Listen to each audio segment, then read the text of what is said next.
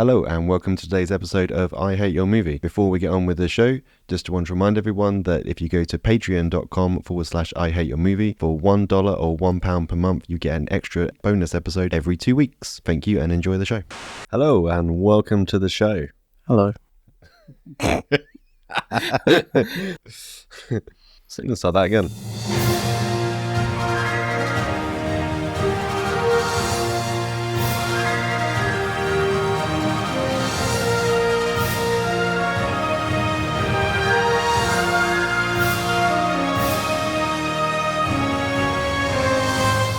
Hello and welcome to the show. This is I Hate Your Movie, a podcast featuring two film nerds who disagree a lot on what makes a good movie overall and the hilarity that ensues. This week was my choice and I have chosen the 2017 Kids' Choice winning £962 million raking in 6.9 rated on IMDb super hit Jumanji. What did it win? Did it win Best Kiss? Twice. That's how good it was. No, it won Best Movie. Oh, wow. It is an award-winning film. That's all you need to know, really. For those who don't know what Jumanji The Next Level is, it's a film starring... It's Welcome to the Jungle. Was it? Yeah. Did I say it wrong? Yeah, you said... we have to leave this in, right? Because we have to. Because this ties into that I started to read this movie's Wikipedia, and it took me an embarrassingly long time to figure out I was on the third movie and not on the second. Yeah, I to be fair, I constantly get them confused. When I was recommending this film and when we sat down to watch it, I genuinely didn't know which one it was going to be. I had to search extensively, so I was 100% sure that this was the first of the newer films. Yeah. Which is weird because I like this one, but the third one sucked. It was truly awful. I'm sure you wouldn't tell the difference if you watched them both back to back or anything, but I really liked the first-ish one, and the third one wasn't very good. Anyway, this is Jumanji, Welcome to the Jungle. Yeah, well done. Starring Dwayne Johnson, Karen Gillan, Kevin Hart, and Jack Black as four high school students that get taken into the world of Jumanji via weird 90s video game. Gotta update those references from board game to video game. Exactly. But you have to update them in a really retro way. Yeah. They at the start, the kids playing what looks like a PS1, but then the game is a cartridge. Yeah. That makes no sense whatsoever. To me, it looked more like a even older game. Well, the controllers looked like a PS1, but the console itself kind of like Atari. Yeah. Like really old. Early 80s kind of cartridge-based game, which just makes no sense. That's the idea. The idea is to appeal to the kids who watch Jumanji, and they've grown up. Now they're 20 years old, and they're like, oh my god, cartridges. Whee! I had one of those. So I wrote 2 one-sentence reviews for this game. Oh, yeah. I forgot. What is your one sentence? You're only allowed one. I'm only allowed one. I want to say both, though. Okay, you can say both, but you have to pick one. Okay, I will pick one. So, first one. Jumanji 2, Welcome to the Jumanji is the... That's already good. Jumanji 2, Welcome to the Jumanji is the...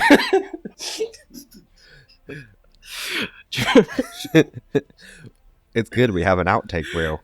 And this is how I found out, by the way, that it's not called The Next Level, because I wrote Jumanji 2, The Next Jumanji. That was my first alternative title. Jumanji 2, Welcome to the Jumanji is the 21st century version of the Hypnotoad of Futurama. The second one is Jumanji 2, Welcome to the That's the first title again. Well, Jumanji 2, Welcome to the Jumanji is the first film written exclusively in the style of Mad Libs. Fair. I'll take Hypnotoad. Yeah. I think Hypnotoad. I think just Jumanji 2, Welcome to the Jumanji would have done. I think that's adequately explains what is happening in the film. That should have been the title, yeah. Yeah, I did not enjoy this film. I've been keeping this in for a few days now. It's a great film. It's wildly entertaining. It's... Alright, overall thoughts for me. Go. The script, as I alluded to, is very Mad Libs. Insert name here goes on an adventure with insert name here and insert name here. It was so generic. It felt like it could have been a script for anything else. Do you mean like they've just slapped the word Jumanji on it? Yes. Okay. Cool. Yes, that's what I mean. It was a script floating around for generic adventure movie. Yeah, it makes sense. And then they just picked it. Oh, this is like Jumanji now. Yeah, makes sense. But that's how the movie industry works. At the minute, you need a solid IP that people recognize, and you release a film under it. But there's problems stemming from that, which we'll get into in my notes. Acting, Jack Black tried his heart out, poor thing. Yeah. For some reason. And everyone else was like either 50-50 of keeping up with the characters or not at all, in the case of Kevin Hart.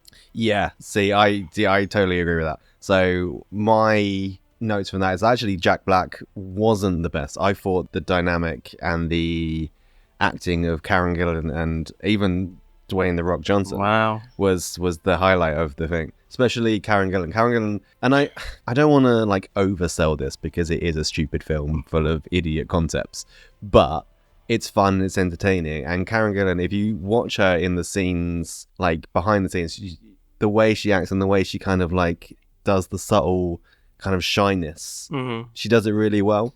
And it's not much to see, but it's just a nice touch in a film that she didn't need to do that. She could have easily just phoned it in. You see, and I felt like half the time she forgot to do that. I feel like half the time she was told not to do that. Well, maybe, but that same outcome, it kind of feels the characters are on and off. And only Jack Black feels very consistent. Yeah. Rock definitely half the time forgot what he's supposed to play, a teenager boy. He just played The Rock. The problem is, when there was action, they kind of reverted back to their original selves of actors, The Rock especially. Yeah, I would agree with that. I wrote 3 pages of A4 paper. I'm notes. sure they're very complimentary and full of wonderful things to say about the film. Some positives. We'll get into that. My first note is Sony Oh No. When I first saw the Sony logo, I audibly groaned because of just all those bad movies flashed before my eyes. Yeah, so did you know that at the time, Jumanji, it's not the next level. It's Welcome to the Jumanji. Welcome to the Jumanji was Sony's most profitable film, or like it took the most in sales. That's ridiculous. I have no idea why this movie stands out from anything other than it feels more coherent, but that only makes it more generic. So I have no clue. Yeah, so I mean, Sony, as we know, very hit or miss. Mostly miss. To set this up, so the movie starts in the 90s, where a very 90s kid finds a video game, finds the board game, right? He does find the board game at first. Doesn't he find it on a beach? Oh yeah, he finds it on the beach. Because that's how Jumanji ends. Yeah, and overnight it turns into a video game cartridge. Yeah, he has a very like cool 90s board games. Who plays those anymore? Yeah, and he has a very 90s room. Yes. Except he has a Clockwork Orange poster, which no 90s teenager would own. So he gets sucked into the Jumanji. Welcome to the Jumanji. He does get sucked off by the Jumanji. And then we fast forward to the future of 2017, I suppose. Where we meet our new hero, Hereditary man, teenager from Hereditary. What's his name? Man. Teenager man. Man who wasn't prepared for that question. Still don't know. His name is Hereditary. His name is Alex Wolff.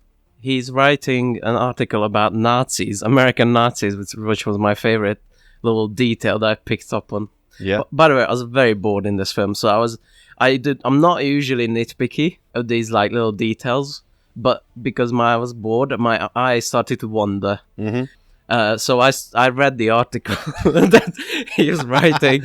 He's doing someone else's homework, and because I'm a lightning reader, I quickly skimmed through his article, and he writes about kind of how he uses the word national exceptionalism, which is basically Nazism. They're saying that white people are better than anyone else, and I was hoping this would come into the story somehow, but it never does. Spoiler alert. Really? Wow. Yeah. But it's just hilarious because like the camera was almost focused on that word. Yeah, but that's explained later in the film why the camera's focusing on that word. That's how he gets caught cheating. When they get called into the principal's office, halfway through, it's the last sentence of, and that's how they catch it's cheating, and they've been cheating. That's true. Otherwise, how would they get detention?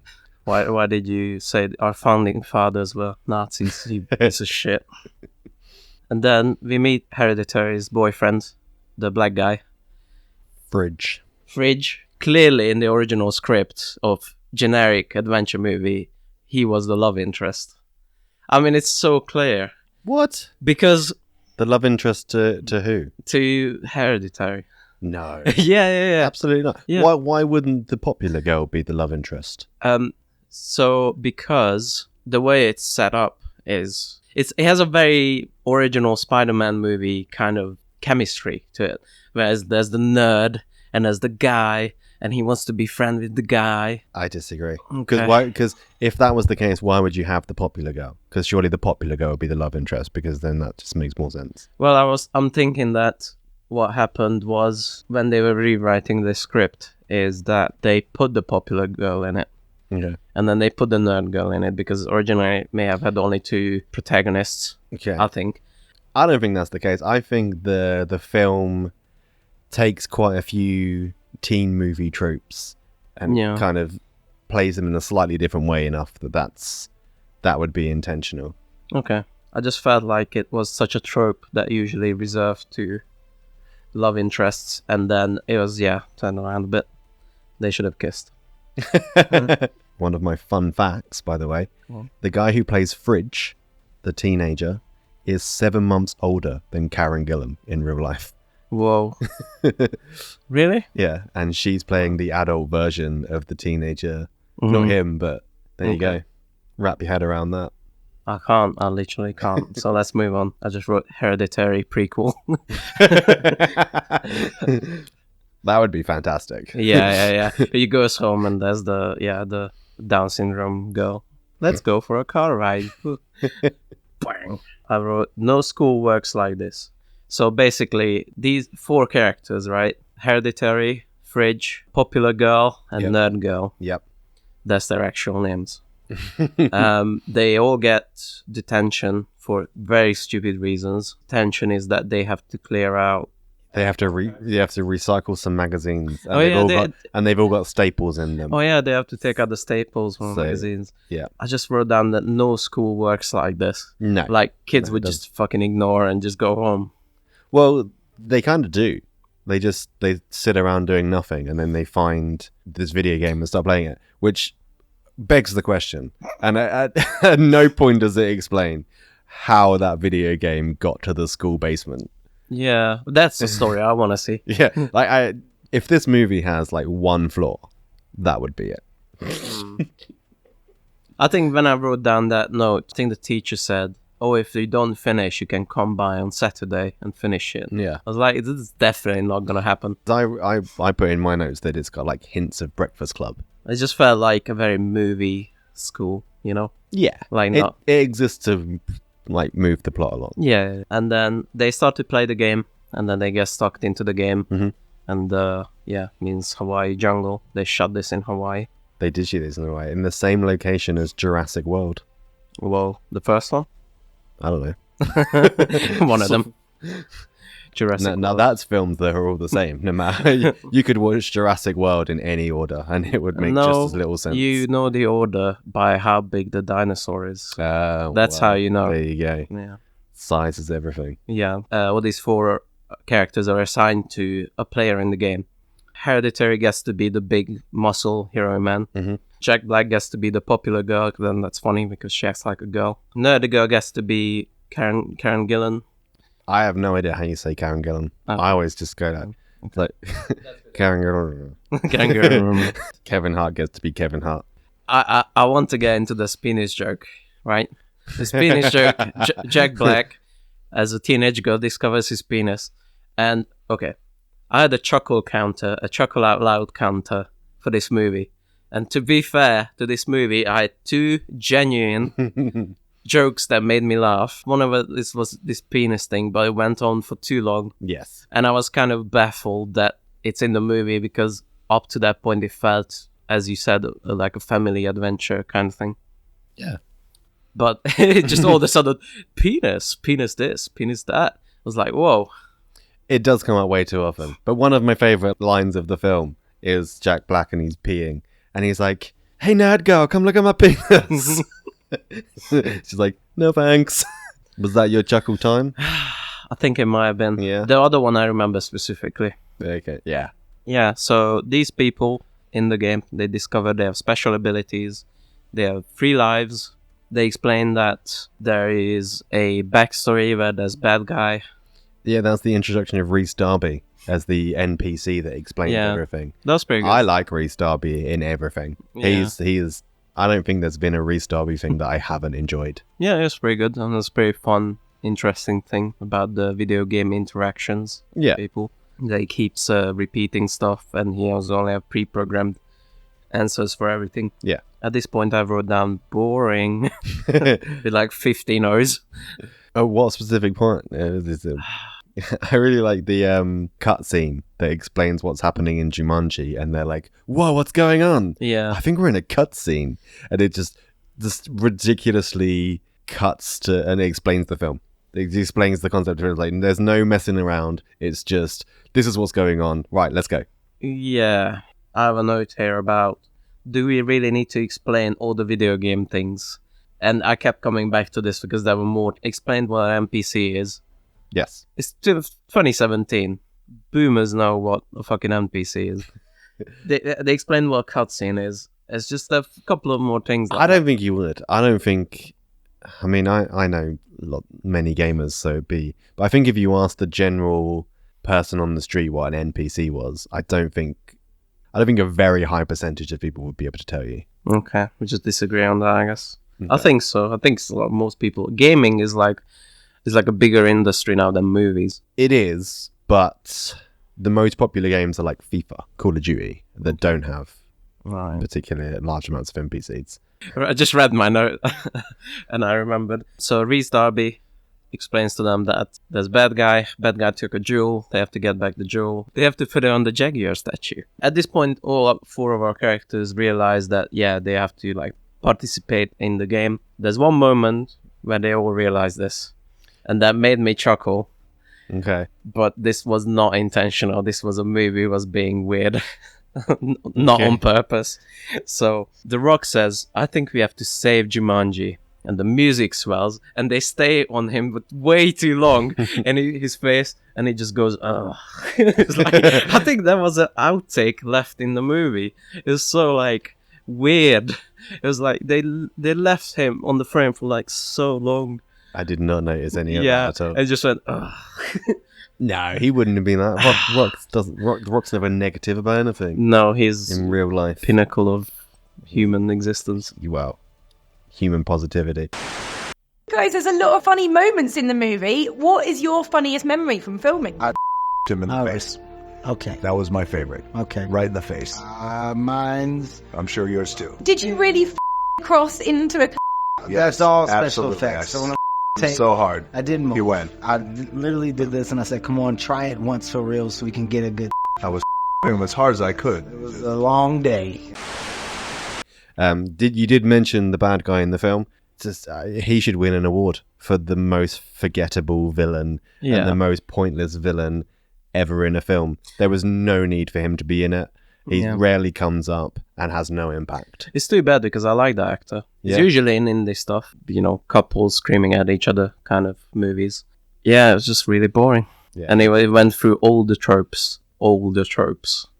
Page 2 of notes. Don't look. No peeking. It's right there. So, we go through the movie and the characters realize they have special abilities. Yeah. For example, Jack Black is a cartographer, and then 4 seconds later he asks what cartography is, while he is the cartographer.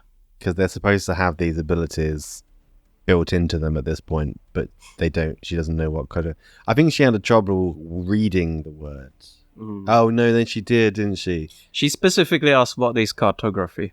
Okay. And This is where we get into the weird world of this film. What is supposed to be game logic and what is supposed to be a real logic. And they don't kind of mesh together well. Mm-hmm. And this is one example of that, and it comes up a few more times. Yeah, that does make sense. Well, it doesn't make sense. Because then all of a sudden she can read... I think it just goes down to her ability to be able to read the map. Yeah. More than her knowing what that ability is called. Just desperately struggling, jumping through like logic hoops to try and make sense of a film that is complete gibberish. Yeah. I'm glad we agree on that. But it's not meant to be. It's not meant to like totally make sense. It's meant to for people to just go. That's it. That's why it's the hypnotoad of the 21st century, because it's just meant to. I laughed at it more than an Adam Sandler movie for sure. So there's that. That's the lowest bar of comedy. Yeah, For me. even classic Adam Sandler comedies, because he got more Adam Sandler as it went through. Classic, but more of the modern stuff, I think. Yeah, I like Happy Gilmore. Happy Gilmore. I don't remember Happy Gilmore. Wow. Oh no. I wrote down a note.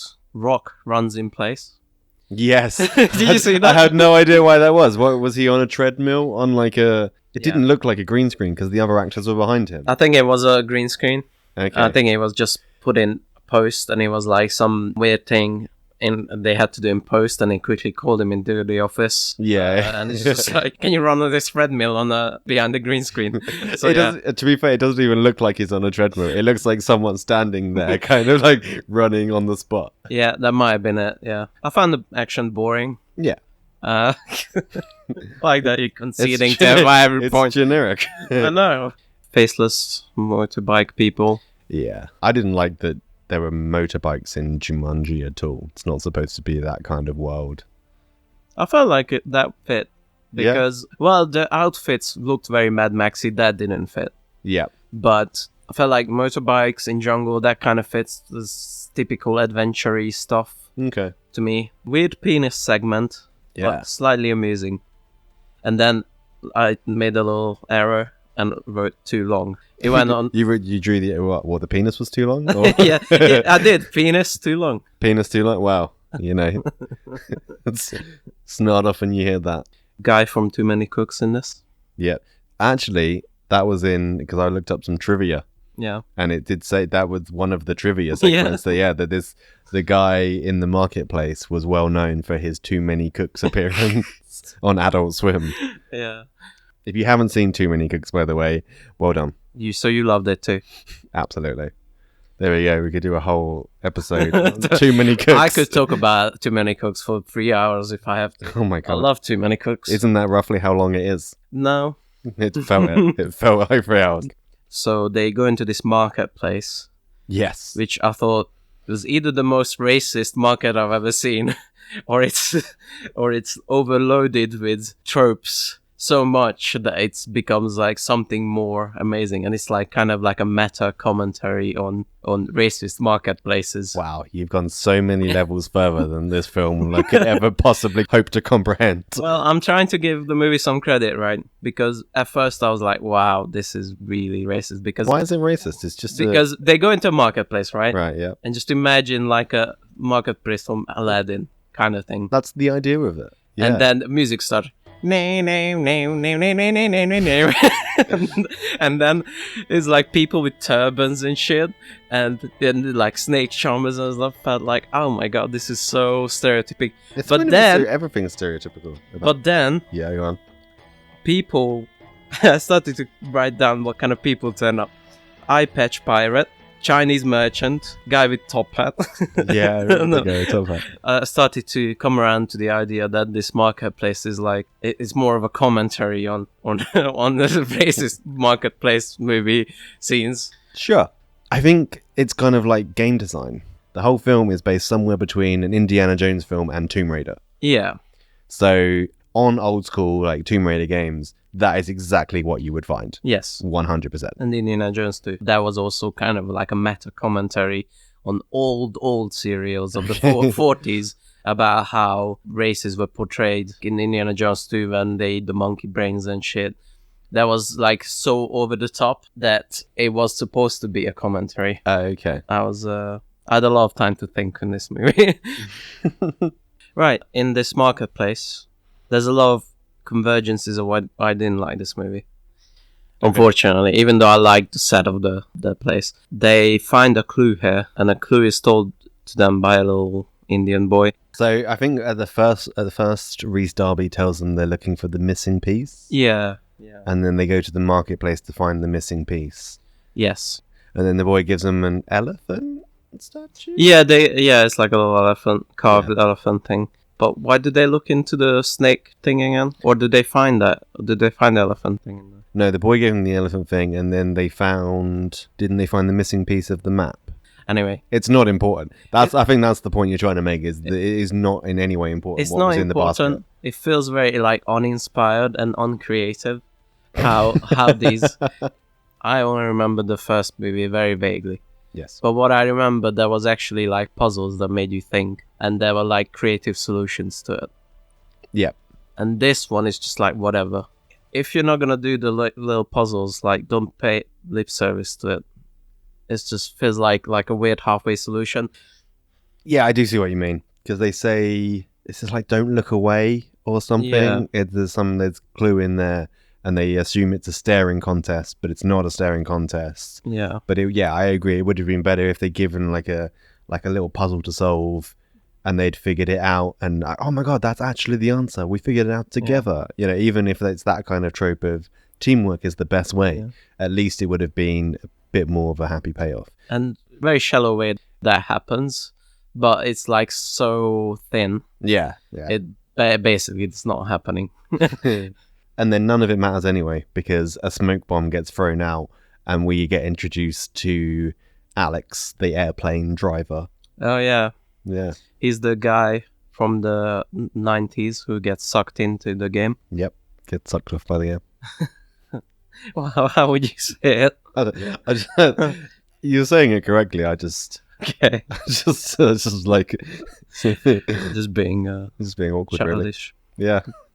Well, that's in theme with the film. You just kind of childish humor. I've got one more thing about the snake thing, Okay.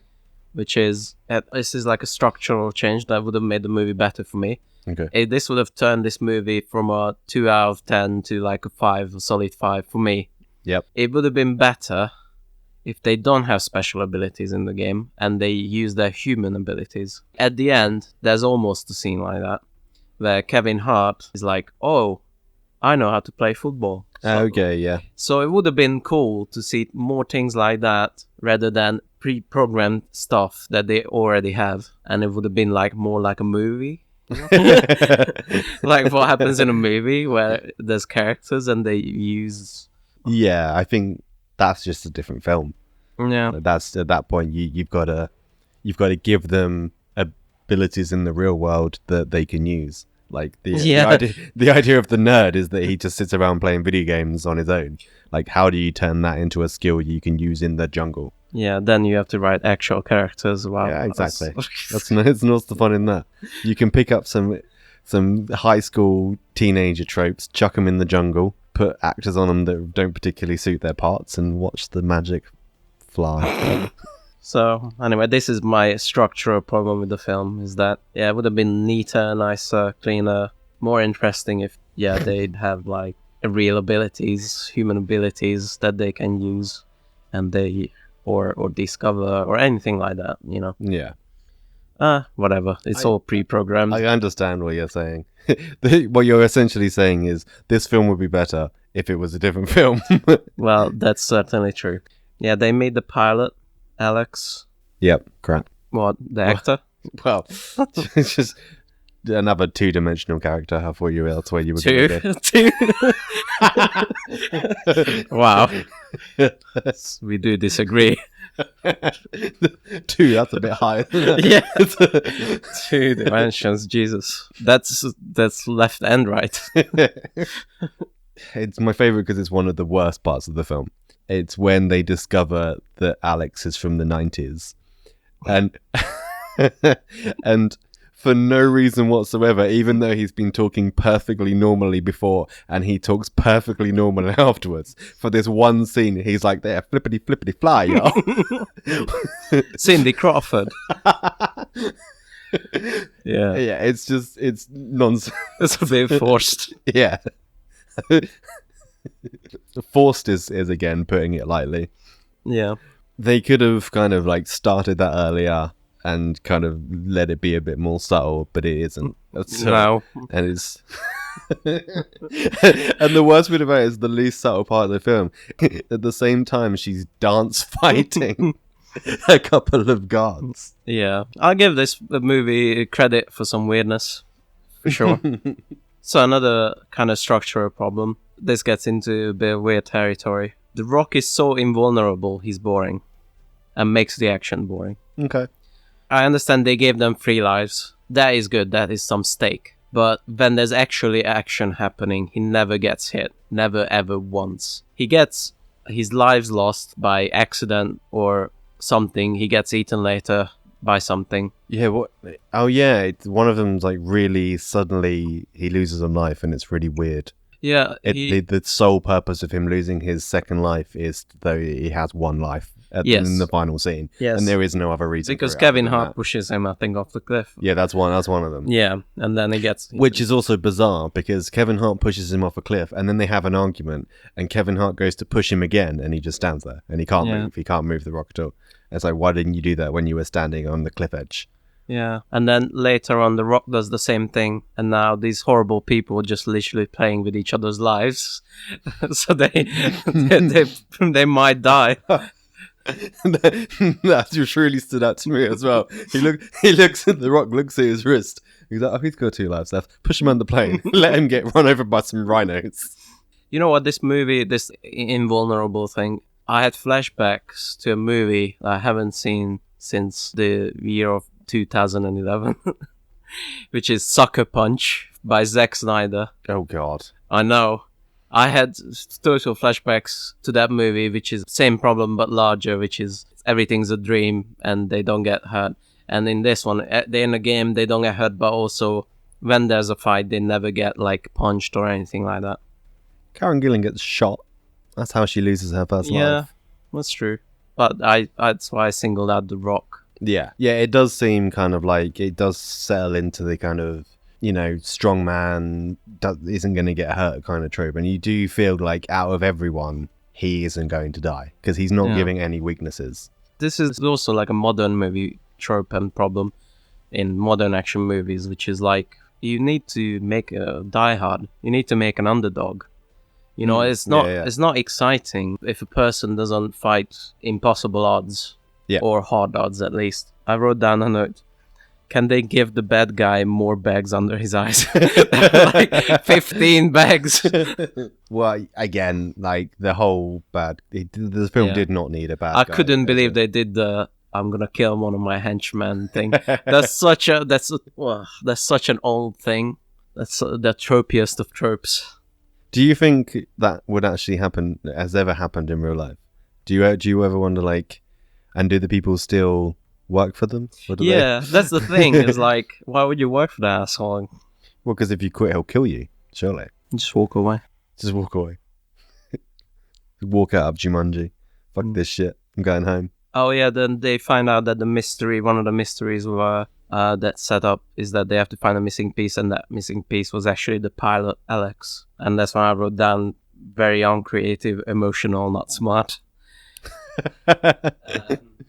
It's just kind of like a letdown. Like, you give me a puzzle, the solution to the puzzle is it's in my heart and things like that, you know, like it's kind of like apples and oranges kind of thing. And also, we start to get into the territory where the movie keeps stopping for people to have emotional scenes where they're not sure about this adventure and they're worried and they have to rethink their lives, and it's always the most awkward, non-fitting place. Like the pilot guy, as soon as they find a plane, he's like, "Oh, I'm not sure I can do this." Let's stop and have a discussion in this barn that we've just broken into about how we're gonna.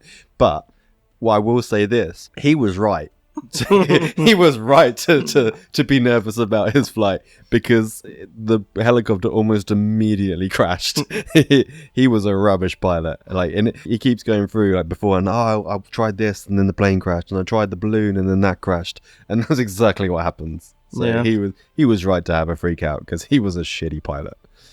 Something breaks in the helicopter, and they have to fly really low when they get chased by rhinos. That's how helicopters work, by the way. If something breaks, you can still fly, but 10 feet off the ground. That's that's the rule. It felt a bit weird It's to me. the laws of physics. You just gotta look them up, and that's exactly what it will tell you. But the good thing is that if your helicopter is for that, and you can take my word for this, if you're ever in that situation, that you can climb on top of the helicopter and attach a small metal rod. And once you've attached that small metal rod, you can then fly vertically upwards from the cliff you're about to hit. Helicopters are famously DIY, non-specific equipment that are not fine-tuned at all. No, that teenagers can fix on the fly. They lose the jewel. That's just an awkward moment in the film because there's an action scene and then they fly up, yeah, we done it, and they just lost the jewel for like nothing. Like, no story reason. Kevin Hart just leans out and then he loses the jewel and they have to go back to the same action scene that they came from. It's like, okay, so I guess we're back here. Well, one thing I noted is that, so this is the approximate time it took them to find the jewel. Oh my god, we lost the jewel. Okay, let's go back. Oh, here's the jewel. From like 100 feet off the ground in the jungle. It's a good thing it's glowing and there's rhinos running around it. Otherwise, we'd be fucked. Yeah, that's the explanation, I suppose. Page 3. Incomplete page. Oh, you lied. It's 2.5 pages. Yeah. Oh, yeah. Oh, God, this thing. Right. Oh, good. Okay. This goes back to what we said about weird mix of logic with real life and video game. So Alex, whose character's weakness is mosquitoes, gets bitten by a mosquito and immediately goes down. Immediately. Yep. And that's what happens. But then he gets CPR'd. Yep. And I just found that it's a weird mix of real life CPR with like a mosquito downs you in a second. Yeah. I understand what you're saying. I feel like video game logic does really play into that well, though. Because there are loads of games where you can revive people. And it's like, oh, you've fallen 60 foot off a building. Let me revive you. That's not going to happen.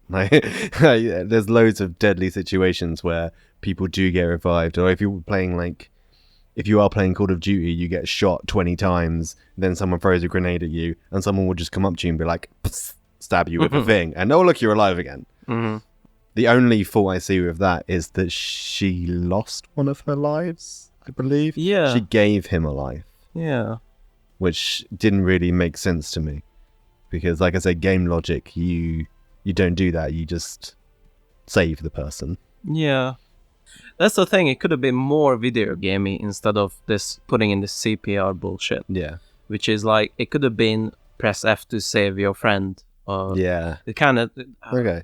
They're like allies. Like I tell you what it was, it's like Scott Pilgrim. Do you see Scott Pilgrim when he gets the 1-up? Yeah. It could have been... Could have been like any creative solution. But this was a generic action adventure movie script. We'll make it games because now it's games. Yeah. This, again, comes back the thing where they stop for no reason and they do nothing for no reason. So they... It's a long walk through the jungle. You've got to take breaks. Yeah, to skip stones. To skip stones, yeah. You know, you're relaxing. Your feet hurt. You're walking down a jungle and then, you stop to skip stones. More importantly than that, though, I'd like to go back for a second where they land the helicopter and then walk the rest of the way. I didn't even think about that. I don't know, like, it doesn't explain, like, just a single scene of like, oh no, we're running out of fuel. We should land. But they don't. They land the helicopter and it must be, they even get out of the helicopter, stand next to it and look at the Jaguar mountain, and it's clearly like tens of miles away, and at no point does it explain why. They could have just flown up to that shit. Yeah, exactly. What the fuck? I didn't think about that. There's so many other weird things that I was completely distracted. That's stupid. You know, they always say in Lord of the Rings that they could have flown to that volcano, and I hate that because because there's fucking dragons and shit. Okay. So there's that. But in here, there's literally nothing. They could have just flown up.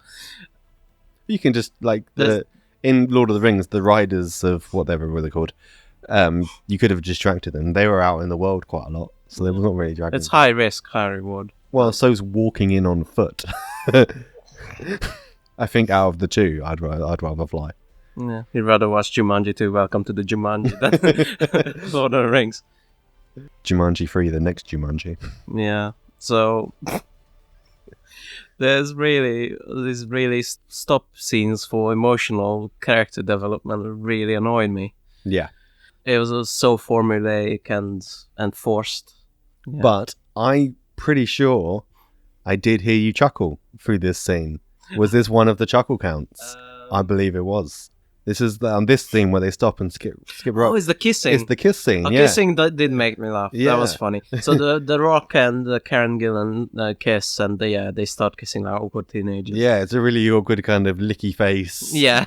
of badness. Yes. That was actually funny. Well done. Worth it. It's Yeah. worth this. Yeah, that's when they remembered their characters and they acted like their characters again. I had I have a note here that fits for the whole movie, but it's weird that Kevin Hart's character is so unbalanced in a game logic. Yeah. Okay. I understand. Like, I understand for comedy purposes he needs to be basically useless, but he's so useless that in a game it wouldn't work at all. No, you would never choose that character. The only reason you choose that character is if you were trying to like 100% the game. Yeah. And you had to do it on that kind of with that idiot. Yeah. So Jumanji, horrible game basically. But I tell you this, it's kind of a fun fact. It goes into a little point that I want to make about the film in general, that Kevin Hart's character has a little pin badge on him, and it's a picture of a cake with a line through it. Okay, that's fun. Because he doesn't like cake. But there's so many parts of that throughout the whole film that are just like tiny little details that I really enjoyed that didn't have to do. Like when they're escaping from the bazaar and they go through the tunnels and they come out of the tunnels into this weird shed. I don't know why they come out of a shed. Truly bizarre. But as they're running forward, and you see them, the brick wall they go through, and they run through, and you see the shed door on the opposite side, and it's brick. It's exactly the same kind of like stone as the wall they just from the different scene. It's just a little nice touch. And if you watch it carefully, there's tons of those tiny little details where someone in the set design has really put a lot of effort into it. Yeah, that's what I'm thinking. That bizarre scene was on purpose like that. Okay. That's why I think, because the set design was on point. Yeah. Yeah. So someone must have like a really good brain for that in this movie. Yeah, set design and costume design. Yeah. Is the things that you can't really fault them, apart from maybe makeup with the guy with the bags under his eyes. Art director. Okay. Probably. Yeah. In charge of all that. Whoever their names are. Yes. Well done. But yeah, Kevin Hart's character is useless. Yeah. That's like either make it more gamey or less gamey. Yeah. This weird middle road is. But then like the cartographer isn't a particularly useful character on their own. The idea of he had more things going on as well, not just cartographer. I don't remember what they were. Yeah. Well, I mean, I remember he pulls up and there's like a list. Yeah, but the same was true of. No, Kevin Hart had two things. That what were the two things? He's the bad guy, and he's animal expert. Okay, yeah. And the animal expert does come into play, but on its own would be useless. Yeah, fair enough. More boring action scenes. Yeah, it's at this point that kind of like. Even my interest starts to wane a little bit, to be honest. And that's a mark of a great film. when by the third act, when things are supposed to like peak and put you at the edge of your seat. it could be worse. I could be sitting there bored for the first hour of a film, and therefore that would make it an even worse film because you haven't even started well. I don't know what you're alluding to. Mystery. Would have been cool if the dance fighting was on to the rhythm. Yeah, I didn't really understand dance fighting in quotation marks at all because she was just fighting. Yeah. Where was the dance in the dance fighting? I would have understood it if it was to the rhythm, Yeah, like a kind of Shaun of the Dead-esque. yeah. Baby moment. Driver kind of. Yeah, Baby Driver as well. Yeah, but yeah, it's kind of lame. They kind of just picked a song and picked a fight. Yeah. And they were kind of two separate things. Yeah, absolutely, I agree. But you know, Karen Gillan, so that's fine. Oh yeah. All right. Oh God. Okay. It's like movie is coming back to me. Flashback. It's hurting my brain. PTSD. So I had a weird continuity problem, and it might be something I missed, and you might be able to explain it to me. Go on. So in the story of the game, bad guy gets the jewel and starts to control animals. Yeah, I see where you're going with this. One, why does he keep controlling the animals when he doesn't have a jewel? Yep. Two, why don't the player characters control animals with the jewel? Yeah.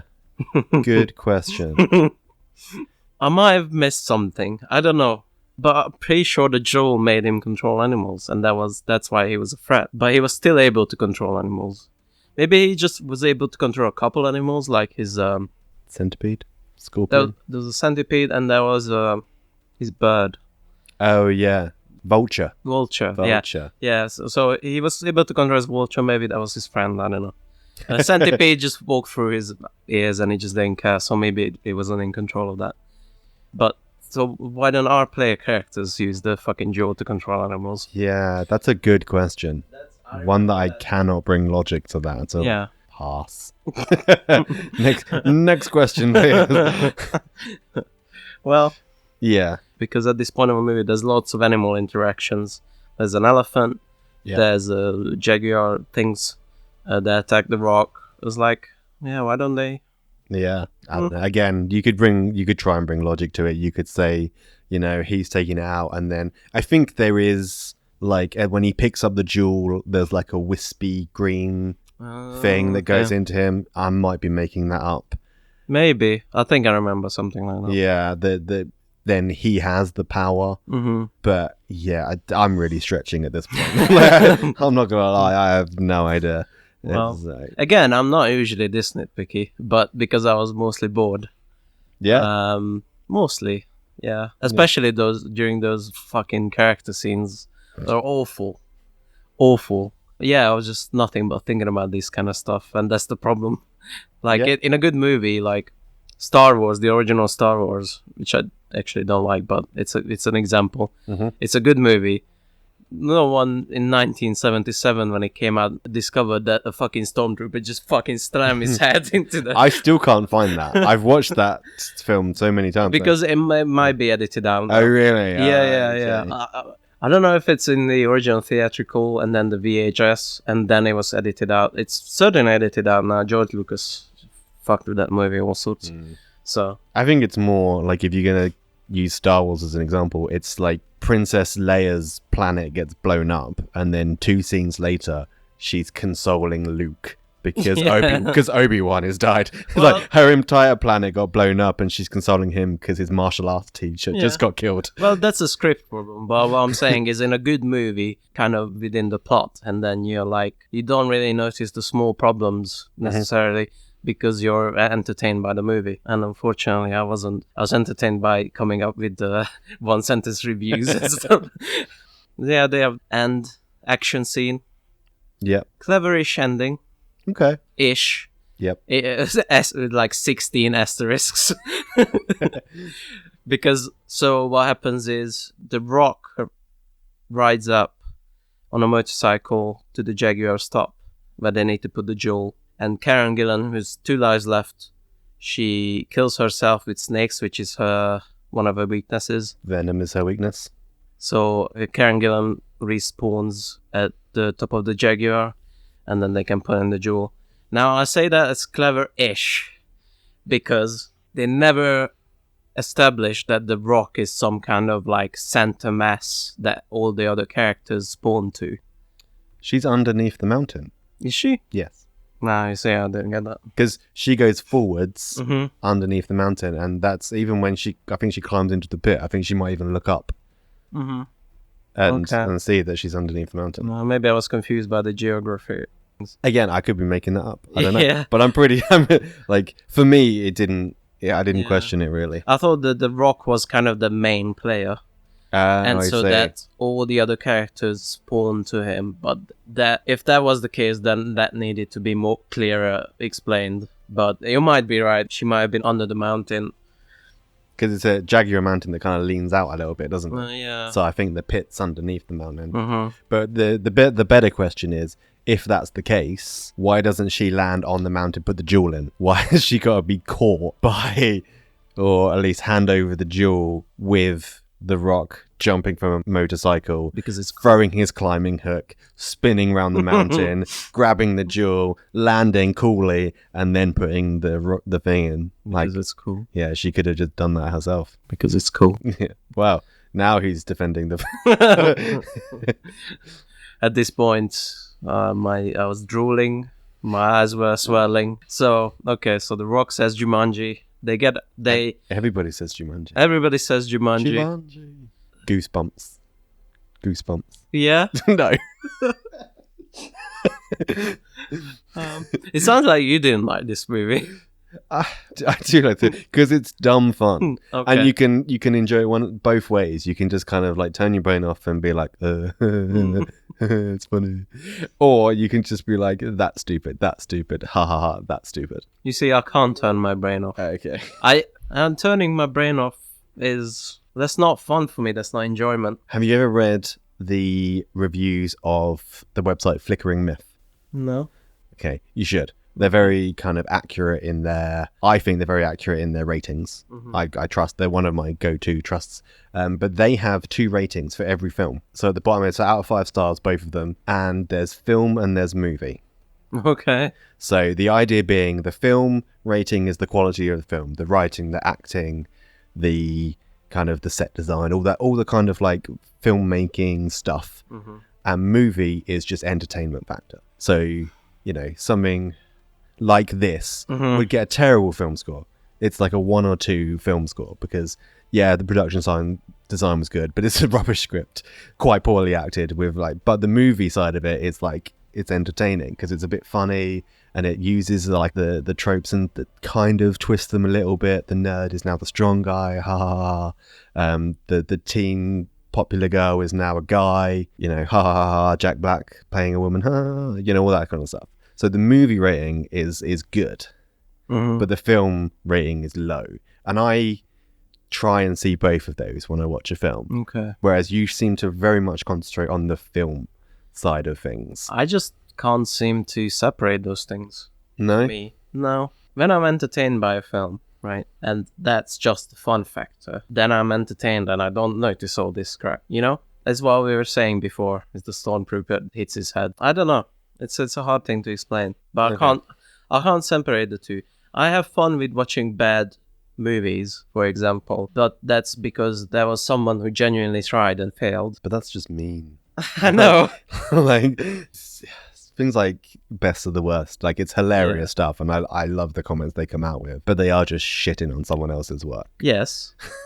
They also shit on their own work. Yeah. But yeah, I mean, for me that's fun. And Why is that fun? Like what? Like someone really tried with Jumanji. Like the the set designer tried. the set design, but some like to make the film, you have to have some kind of like the director of this film. I can't imagine they were sitting there like, oh, can't bother with this. Yeah, do whatever. Kind of like he had to have put the effort in, and it's a job that he's had and done. Cue the gif of the Rock running in place.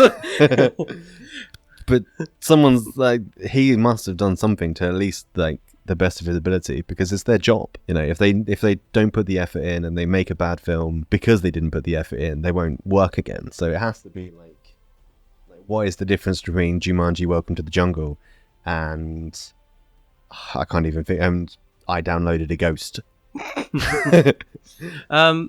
The difference is that I Downloaded a Ghost, by the way, is a film starring Elliot Page as a very young girl who downloads a ghost. Yeah. And it's poorly made and it's cheesily done. But yeah, what is the difference between this and Jumanji, Welcome to the Jungle, and I Downloaded a Ghost? The difference is that with I Downloaded a Ghost is lesser budget and someone tried something creative. And this is not someone trying something creative. No, I Downloaded a Ghost is... Okay, let's go to Andy the Hedgehog then, Okay. which we watched recently. That is it has Dean Cain in it. Yeah. And it's about a hedgehog that is able to talk because they're given powers by Tara Reid's fairy godmother.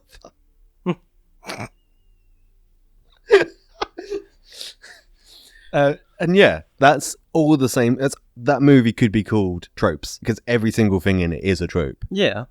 So what is the difference between Jumanji, Welcome to the Jungle, and Andy the Talking Hedgehog? Jumanji, Welcome to the Jumanji is more budget, so it's more competently made. Okay. And with Andy, I laugh at the incompetence of the filmmaking. Right, okay. What are we talking about? I have no idea. That's just completely off the rails. There are many people like that who can't separate or have different levels of funny bad and good bad than bad and good. For me, fun is like something unexpected usually. Yeah. Something unexpected, something weird, and this was everything expected, kind of deal. And it didn't engage my brain even on the fun level. Yeah, okay. Except some bad moments. So yeah, they go back to their bodies. Yeah. They travel to an alternate future where... an alternate... But that's the same as Jumanji. Is the original Jumanji, yeah. When he goes back, when they complete the game at the end of Jumanji, the character Alan Parrish wakes up as a kid again. So that would have happened the same as Alex's character. I just like to imagine that they travel to alternate history and then there's like fascist regime in now due to some weird butterfly effect. Alex is like the dictator of America, leading his animal army with his green gem. Yeah, so that's what I wanted to see. On my last note is pandering cringe moments. I don't know what I'm referring to. I think I'm referring to the whole movie, but... I think you're referring to the very endearing scene where they meet Alex. Where they meet Tom Hanks' son. They meet Tom Hanks' son, and they all have a lovely, lovely talk, and where the story wraps up nicely. Oh yeah, and there's like a weird kind of... There's a weird like sexual chemistry between this now 38-year-old man and this like underage girl. Yeah. For kids. And then the movie ends. Then the movie ends. And that's my favorite part of the movie when it ended. I have some fun facts, but I didn't know where to put this. Yeah, awesome. Because it's more of a making of a Jumanji that was never made. And it's a movie I'd rather see. Okay. So this sequel was worked on for a really long time, since 1999. Yeah, I did. I kind of read this as well. Because it had so many rewrites and production problems. It was about like... It was epically long story, and I read the first sentence. I was like, I'm puffed. I just like no. There is no point where like you get from A to B or A to Z. Let me summarize it for you. Okay, cool. Because I found it hilarious, and this is also a very tropey, but it sounded so fun. I'd rather see this. It was speaking of presidents. The Jumanji, the board game, somehow gets into the hands of the son of the president of the United States. Obviously. And he was playing the game, and it was supposed to feature 1999 CGI hybrid animals. Oh my word. And please look up the concept art for this, because it's like a child's drawing of a flamingo with like elephant feet and weird shit like that. So yeah, and they would have invaded the White House, and that's the movie. Obviously. So I want to see that now. Well, I mean, it did get a sequel, kind of, in the end. Zafura. I never knew that if that was an official sequel or just kind of inspired by. No, well, the tagline was set in the world of Jumanji. Oh, was it? Yeah, because they're based on books, both of them. And in the book, within Jumanji, they find a board game, Zafura. And then they go into Zafura and they find a space captain who claims to have invented Jumanji. I've seen that so long ago. Probably still on VHS. I've never seen it. No? No, I don't want to. No? No, it doesn't look very good. Well, Jon Favreau is a good director. Jon Favreau is a good director, but like everyone has a clanger in him. Hmm. You know, everyone like. For him, it's the Lion King remake. We'll get into that another time. So there we go. Ratings out of 10, shall we say? Should we do a rating thing? Sure. I don't know if We we didn't do it. That was the first one. No, we're gonna 2 out of 10. 2 out of 10. This is like a real slider. 5 is a real average. Okay. Yeah. Okay. So it's 2 out of 10. better than the worst thing I've ever seen. Oh, my rating for Jumanji. See, yeah, 5 or 6. If we're talking like average, Mm-hmm. but you know, that's surprising to me. Okay. That's that's a watchable film. It is watchable, kind of. I would have turned it off by Yeah. myself. Yeah. It's not watchable for me. It's watchable for a general audience. What are we watching next? It's your call. You. Oh, yeah.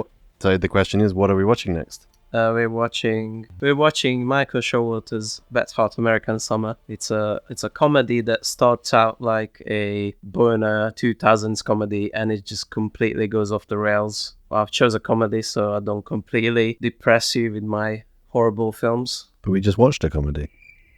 It was a hilarious comedy. So we're watching a comedy next. I don't think disapproving face really works well on a podcast. I think they can hear the disappointment. Just gonna leave that silence in. I will. I definitely will. Thank you for listening. Thank you for listening. And in the immortal words of Kevin Hart in Jumanji, Welcome to the Jungle. Zoology, bitch.